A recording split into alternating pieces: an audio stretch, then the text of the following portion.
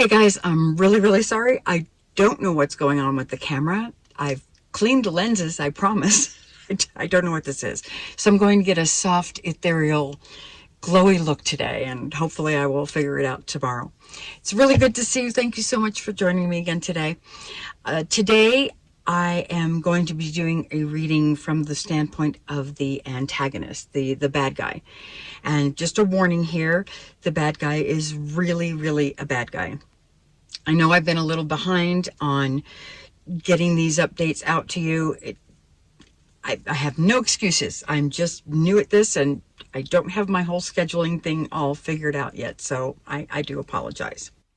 In any case, this week is all about reconnecting with the well, I started developing this world obviously for the first book a long time ago, but there are new elements of the world that I've been discovering. Yeah, myself, I've been discovering for this new book, and it's really fascinating. I like the story. I really love my story, which I guess is a really good place to start. So, um, I did.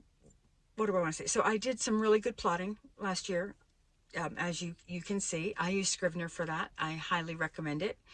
Um, I can give you some input later on what I did with that whole Scrivener template to make it work for me, along with the GMC chart that you've seen. But there's a lot of information that I've had to be going through in order to get the story flowing. I did have places to start my writing, obviously, or I wouldn't be getting any words in. I do want to do better at that too. I know I haven't mentioned how many because I'm not feeling good about how many words I've written so far. But yeah, I'll get to that when I'm feeling stronger about that. But truly, this week was more about getting my whole self, my whole brain back into this story again. All the three storylines, the antagonist, and the multiple places that it can go. And as we've been talking, I really need to know where to start the story. It's not something I need to know right now, but I'm going to need to decide where the beginning of the story is. So tomorrow I'm going to be reading the last beginning that I have.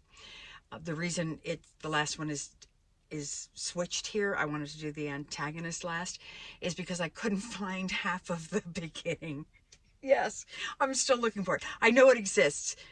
I mean, I could be fooling myself, and maybe it's just stuck in my brain and I never put it on paper, because that can happen. But I do think I wrote it, so I'm going to continue to look for it for one more day before I give up and just read you the half that I had. So let's see, what else I got here. Yes, what else did I want to say to you? I make a list of things that I want to make sure that I cover with you. Oh yeah, I mentioned that this scene is dark. Please do consider this a trigger warning. This is dark.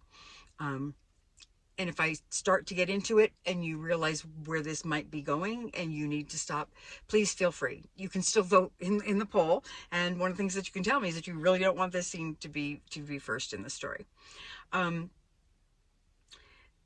This particular Darklighter that I wanted you to know about. In the Destiny universe, Darklighters are sort of the antithesis of the Lightworkers. They are diametrically opposed in their goals. Basically, Lightworkers are trying to help people move through this linear world, Earth, in the best way possible. They want them to succeed.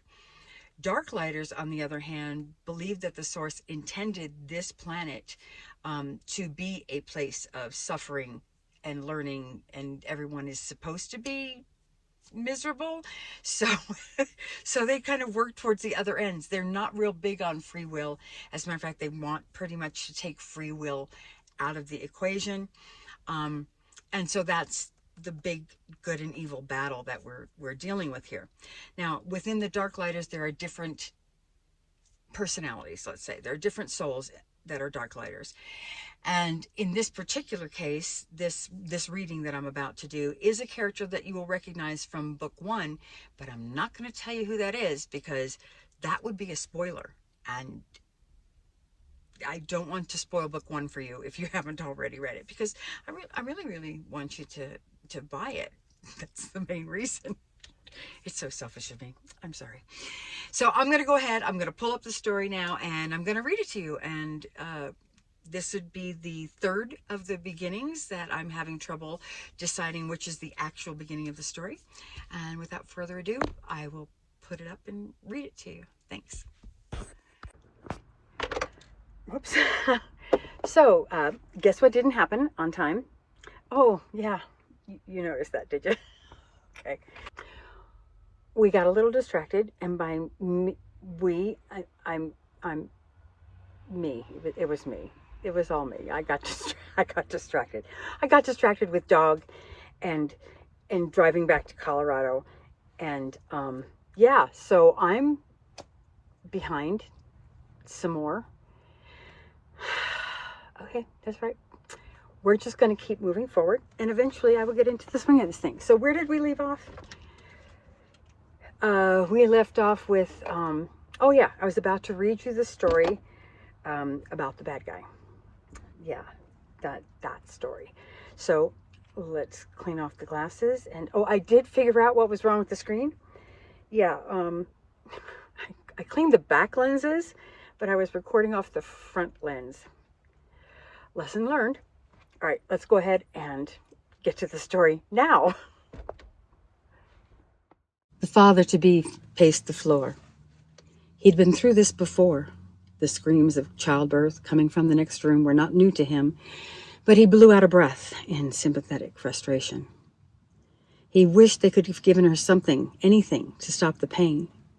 It wasn't right that she had to suffer such agony to bring his daughter into the world. He sat heavily in the glider he had brought so she could nurse their girl. His gaze traveled over the crib and the changing station, already stocked with newborn diapers, little pink sleepers, and swaddling blankets. He remembered the joy he'd felt shopping for them, the hours he'd spent painting the sunny room just so, the nights and early mornings he'd labored over cryptic instruction booklets as he assembled the furniture.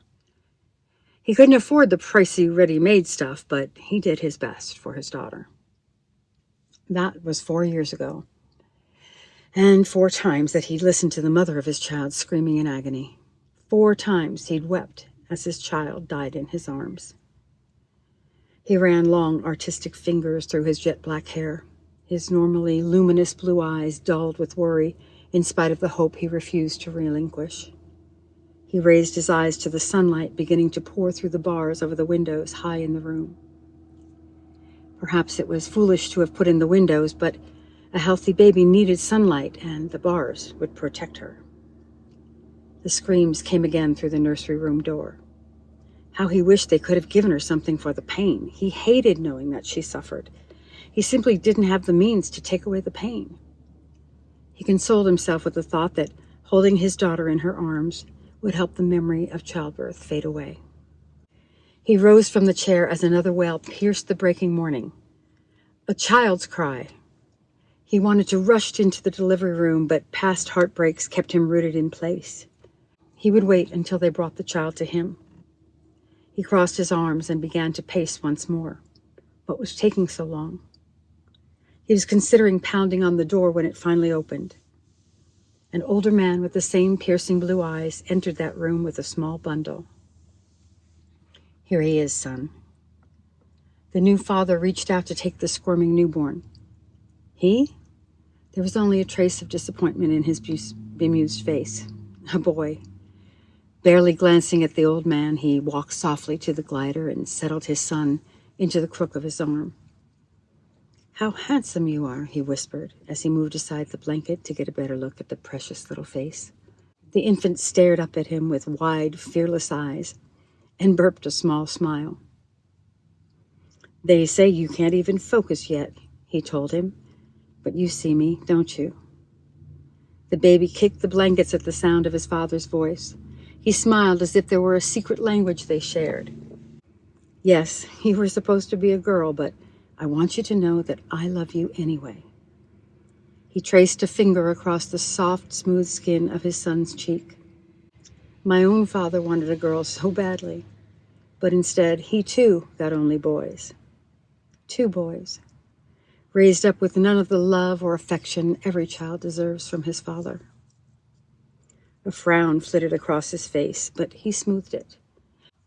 He wouldn't allow his personal sorrows to mar this precious time with his own child. The old man behind him shifted uncomfortably. But you, little one, I want you to know that you are loved every moment you live.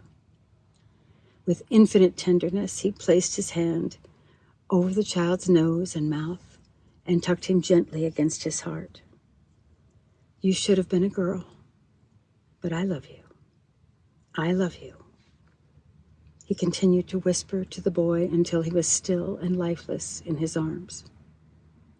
Then he covered the small face with the blanket and handed him off to his father for disposal. After his father left the room with the promise to take care of it, Cole turned his face to the barred window and wept for the daughter that should have been. So you see what I mean? Bad guy. Very bad. You might have caught the name Cole. You'll be hearing more about him in book 2. I'm keeping this one short today. I really need to get caught up on a few more videos, and I need to get more reading done, get further back into this. Yeah, I really have a lot of work to get caught up with, and so I will update you again. I'll probably update you again tonight. So, and if I have to make them shorter with less reading, we can do that too. But I do owe you a reading, the 4th and final reading. I will do that one tonight, and I'll get that one out as quickly as possible.